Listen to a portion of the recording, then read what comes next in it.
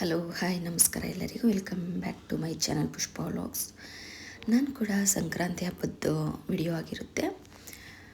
ಎಳ್ಳು ಬೆಲ್ಲ ಎಲ್ಲ ಮನೇಲೆ ನಾನು ರೆಡಿ ಮಾಡ್ಕೊಳ್ತೀನಿ. ಹಾಗಾಗಿ ನಾನು ಹಬ್ಬ ಇನ್ನೊಂದು 3-4 ದಿವಸ ಐತೆ ಅನ್ನಂಗೆ ಕೊಬ್ಬರಿ ಎಲ್ಲ ಹಚ್ಚಿಟ್ಕೊಂಡು ಅದನ್ನು ಬಿಸಿಲಲ್ಲಿ ಒಣಗಿಸ್ಬೇಕಾಗುತ್ತೆ. ಹಾಗಾಗಿ ಸಣ್ಣದಾಗಿ ಹಚ್ಚಿಟ್ಕೊಂಡು ಬಿಸಿಲಾಗಿ ಒಣಗಿಸಿ ರೆಡಿ ಮಾಡಿಕೊಂಡೆ.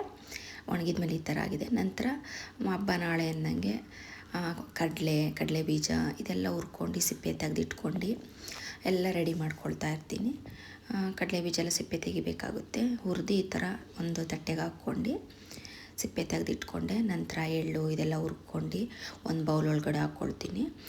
ಬೆಲ್ಲನೂ ಅಷ್ಟೇ ಸಣ್ಣದಾಗಿ ಹಚ್ಚಿಟ್ಕೊಳ್ಬೇಕಾಗುತ್ತೆ. ಇಲ್ಲ ರೆಡಿನೇ ಸಿಗುತ್ತೆ ಅಂಗಡೀಲಿ ಕೂಡ, ಕೆಲವರು ಹಚ್ಚಕ್ಕಾಗಲ್ಲ ಅಂದವರು. ಹಾಗಾಗಿ ನಾನು ಕೂಡ ಎಲ್ಲ ಮನೇಲೇ ಮಾಡ್ಕೊಂಡು ಎಳ್ಳು ಬೆಲ್ಲ, ಯಾಕೆಂದರೆ ಮಕ್ಳಿಗೆ ತುಂಬಾ ಇಷ್ಟ. ನಮ್ಮ ಮನೇಲಿ 1 ವೀಕು ಇಲ್ಲ 15 ಡೇಸ್ವರೆಗೂ ಅದನ್ನು ಮಾಡಲೇಬೇಕಾಗುತ್ತೆ. ಹಾಗಾಗಿ ಮನೇಲೇ ಮಾಡ್ಕೊಳ್ತೀನಿ ನಾನು ಜಾಸ್ತಿನೇ. ಮಕ್ಳಿಗೆ ಇಷ್ಟ, ತಿಂತಾರೆ ಅಂತ ಮನೇಲಿ ಮಾಡಿದ್ದಾಯಿತು.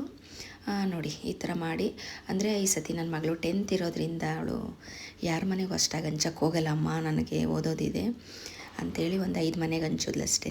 ಇಲ್ಲಾಂದರೆ ಪ್ರತಿ ವರ್ಷ ಒಂದು 20 ಇಲ್ಲ 30 ಜನಕ್ಕೆ ಕೊಡ್ತಾಯಿದ್ದೋ. ಇಬ್ಬರು ಕೂಡ ಒಂದೇ ಥರ ಬಟ್ಟೆ ಹಾಕ್ಕೊಂಡು ಹೋಗಿ ಕೊಡ್ತಾಯಿದ್ದ. ಈ ವರ್ಷ ಆ ಥರ ಏನಿಲ್ಲ. ಅವಳಿಗೆ ಯಾವ್ದು ಬೇಕು ಅದನ್ನು ಹಾಕ್ಕೊಂಡ್ಳು. ನಂತರ ಮನೆ ಮುಂದೆ ಗೇಟ್ ಹತ್ರ ಈ ಥರ ರಂಗೋಲಿ ಎಲ್ಲ ಬಿಡಿಸ್ದೋ. ಫಸ್ಟು ಚಾಕ್ ಪೀಸಲ್ಲಿ ಬಿಡಿಸ್ಕೊಂಡು, ಏಕೆಂದರೆ ಕಲ್ಲರ್ ಸ್ವಲ್ಪ ತಪ್ಪಾಗಿಬಿಡುತ್ತೆ ಅಂತ ಚಾಕ್ ಪೀಸಲ್ಲಿ ಹಾಕ್ಕೊಂಡು, ನಂತರ ಅದರಲ್ಲಿ ವೈಟ್ ಕಲರು ರಂಗೋಲಿ ಪುಡಿಲಿ ಹಾಕ್ಕೊಂಡು ಮತ್ತು ಕಲ್ಲರೆಲ್ಲ ತುಂಬಿಸ್ದೋ. ಕಲ್ಲರಂತೂ ನಾನು ಓಂ ಶಕ್ತಿಗೆ ಹೋದಾಗ ತೊಗೊಂಬಂದಿದ್ದು. ಅಲ್ಲಂತೂ ತುಂಬಾ ಕಲರ್ಸ್ ಇದೆ. ರೋಡಲ್ಲಿ ಪಕ್ಕ ಮಾರ್ತಾ ಇರ್ತಾರೆ. ಹಾಗಾಗಿ ಅಲ್ಲಿ ತೊಗೊಂಬಂದಿದ್ದು ತುಂಬ ಚೆನ್ನಾಗಿದೆ ಕಲರ್ಸು. ನೋಡಿ ಈ ಥರ ಸಂಕ್ರಾಂತಿ ಹಬ್ಬದ್ದು ರಂಗೋಲಿ ಎಲ್ಲ ಬಿಡಿಸಿ ಕಲ್ಲರ್ ತುಂಬಿಸ್ದೆ. ನನಗೆ ಪಕ್ಕದ ಮನೆ ಆಂಟಿ ಕೂಡ ಹೆಲ್ಪ್ ಮಾಡಿದ್ರು. ನಂತರ ನನ್ನ ಮಗಳು ಈ ಹಬ್ಬದಲ್ಲಿ ಮಾತ್ರ ಅವಳು ಹೆಲ್ಪ್ ಮಾಡ್ತಾಳೆ, ಇನ್ಯಾವ ಹಬ್ಬಕ್ಕೂ ಅಷ್ಟು ಮಾಡೋದಿಲ್ಲ. ನಾನು ಕೂಡ ಪೂಜೆಗೆಲ್ಲ ರೆಡಿ ಮಾಡ್ಕೊಂಡು ಪೂಜೆ ಎಲ್ಲ ಮುಗಿಸ್ಕೊಂಡೆ ಬೇಗನೆ ಎಲ್ಲ. ಅವಳು ಕೂಡ ಈ ಥರ ಎಲ್ಲ ಮಾಡಿಕೊಟ್ಲು. ಸ್ವಲ್ಪ ನನ್ನ ಜೊತೆಗೆ ಒಬ್ಬರು ಸಪೋರ್ಟಾಗಿರಬೇಕು ಅಂತ. ನಂತರ ನಮ್ಮ ಮನೇಲಿ ಇದ್ಕಿದ ಬೇಳೆಕಾಳು, ಅವರೆಕಾಳು ಇರುತ್ತಲ್ಲ, ಆ ಸಾಂಬಾರು ಮಾಡ್ತೀವಿ, ಪೊಂಗಲ್ ಮಾಡ್ತೀವಿ ಮತ್ತು ಗೆಣಸು ಕಳೆಕಾಯಿ ಎಲ್ಲ ಬೇಯಿಸಿ ಸುಗಿ ಅಂತ ಫಸ್ಟ್ ಎತ್ತಿಟ್ಬಿಡ್ತೀವಿ. ಮನೆ ಒಳಗೂ ಸ್ವಲ್ಪ ಸಣ್ಣದಾಗಿ ಮಾಡೋಣ ಅಂತ ಈ ಥರ ರಂಗೋಲಿ ಎಲ್ಲ ಹಾಕಿ ಕಬ್ಬಿನ ಜಲ್ಲೆ ಎಲ್ಲ ನಿಲ್ಲಿಸ್ತು. ಅದು ಕೂಡ ಎಲ್ಲ ರೆಡಿ ಆಯಿತು. ಇನ್ನು ದೇವ್ರ ಮನೆಗೆ ಬಂದು ಈ ಥರ ಪುಟ್ಟದಾಗಿ ಮಾಡಿರ್ತೀನಿ. ನಾನು ಕೂಡ ಇದು ನಾನೇ ಮಾಡಿರ್ತೀನಿ. ತುಂಬಾ ಇಷ್ಟ ನನಗೆ ಈ ಥರ ಮಾಡೋದಕ್ಕೆ. ಹಾಗಾಗಿ ಅಲಂಕಾರ ತುಂಬ ಎಲ್ಲ ಮುಗೀತು. ಇವಳು ಬಂದು ನನ್ನ ಮೈದನ ಮಗಳು. ಅವಳು ನಮ್ಮ ಮನೆ ಪುಟಾಣಿ ಲಕ್ಷ್ಮಿ ಇದ್ದಾಗೆ. ಅವಳು ಸಹ ಎಲ್ಲ ರೆಡಿಯಾಗಿ ಒಂದು ಫೋಟೋ ತೆಗೆಸ್ಕೊಳ್ಳೋಕ್ಕೆ ಅವಳು ಕಷ್ಟ, ಓಡೋಗ್ತಾ ಇರ್ತಾಳೆ. ನಂತರ ನಾನು ಕೂಡ ರೆಡಿ ಆದೆ. ನನ್ನ ಮಗಳು ರೆಡಿಯಾಗಿ ಎಳ್ಳು ಬೆಲೆ ಎಲ್ಲ ತಿನ್ನಿಸಿ ಒಂದೆರಡು ಫೋಟೋಸ್ ತೊಗೊಂಡು. ಇವನು ಬಂದು ನನ್ನ ಮಗ. ಅಂದರೆ ಈ ಹಬ್ಬ ಬಂದರೆ ನಮಗೆ ತುಂಬ ಡೆಕೋರೇಷನ್ನೇ ಆಗಿಬಿಡುತ್ತೆ, ಲೇಟಾಗಿ ಹೋಗುತ್ತೆ. ನಂತರ ಸಂಜೆಗೆ ಈ ಥರ ಬೆಂಕಿ ಎಲ್ಲ ಹಾಕಿ ನಮ್ಮೂರಲ್ಲಿ ಹಸುನ ದಾಟಿಸ್ತೀವಿ, ಕಿಚ್ಚು.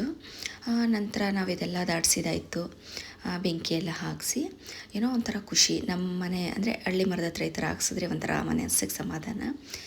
ನಾನು ಕೂಡ ಇನ್ನೂ ಡ್ರೆಸ್ ಎಲ್ಲ ಚೇಂಜ್ ಮಾಡಿ ಹಸು ಎಲ್ಲ ಇಟ್ಕೊಂಡು ಎಲ್ಲ ರೆಡಿ ಮಾಡ್ತಾ ಇರ್ತಾರಲ್ವ. ಹಾಗಾಗಿ ಫೋಟೋಸ್ ತೊಗೊಂಡು ಮತ್ತು ನಮ್ಮ ಮನೆ ದನಿನ ಮನೆ ಒಳಗಡೆ ಅಲ್ಲೆಲ್ಲ ಬೆಂಕಿ ಎಲ್ಲ ಆರಿಸಿದ ಮೇಲೆ ದನಿನ ಮನೆ ಒಳಗಡೆ ಈ ಥರ ಅದಕ್ಕೆಲ್ಲ ಪೂಜೆ ಮಾಡಿ ಆರತಿ ಮಾಡಿ ದೃಷ್ಟಿ ಆರತಿ ಎಲ್ಲ ಮಾಡ್ತೀವಿ. ಅದೆಲ್ಲ ಮಾಡಿ ಎಲ್ಲ ಆಯಿತು.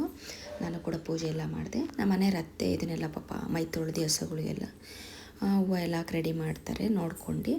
ನಾವು ಕೂಡ ಪೂಜೆ ಎಲ್ಲ ಮುಗಿಸ್ಕೊಂಡು ಕೆಲವು ಫೋಟೋಸ್ ಎಲ್ಲ ತೊಗೊಂಡು ನಮ್ಮ ಮನೇಲಿ ಈ ರೀತಿ ಸಂಕ್ರಾಂತಿ ಹಬ್ಬ ಮಾಡ್ತೀವಿ. ನೀವು ಕೂಡ ಯಾವ ರೀತಿ ಮಾಡ್ತೀರಿ ಅಂತ ಕಮೆಂಟ್ ಮಾಡಿ. Thank you.